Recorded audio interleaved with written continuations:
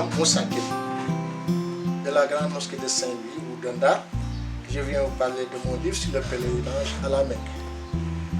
Pèlerinage à la Mecque, invocation et rite. L'idée m'est venue d'écrire ce livre après mon deuxième pèlerinage à la Mecque en 2019, où j'ai été témoin de beaucoup de controverses sur ce qui concerne les obligations du pèlerinage, sur les interdits, sur ce qui est autorisé ou pas, qui mettait en général le pèlerin dans une grande perplexité. Ceci du fait que ceux qui encadrent le pèlerinage prennent des ostases qui sont tous malikites et s'appuient sur ce rite-là, tout simplement pour asseoir leur opinion sur le pèlerinage.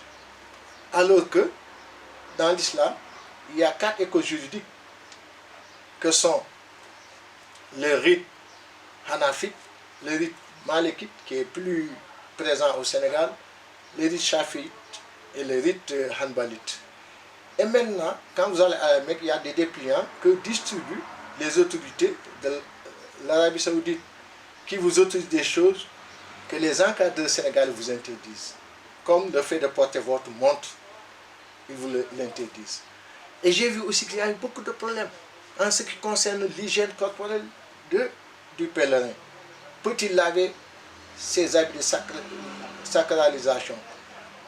Qu'est-ce qu'il doit faire quand il touche par mégarde des produits où il y a du parfum? Qu'est-ce qui lui arrive quand il s'enduit d'une pommade? Que cette pommade-là contienne du parfum ou pas, il y a des controverses qui sont nées.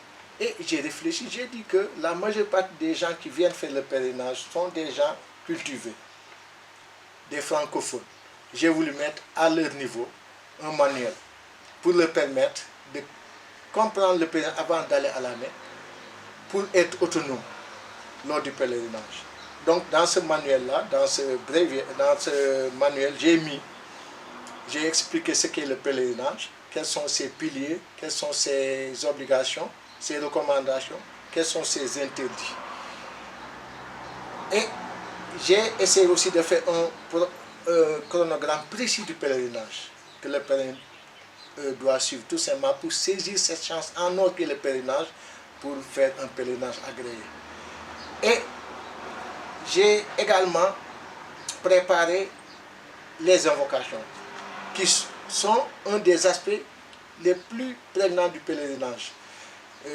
Du début du pèlerinage, donc quand l'individu sort de sa maison jusqu'au retour, je lui ai fait donc les invocations qu'il faut qu'il prononce, et je les ai vocalisées en arabe, je les ai transcrites, les invocations, et je les ai traduites pour lui permettre de comprendre les aspects du pèlerinage et d'avoir un pèlerinage agréé.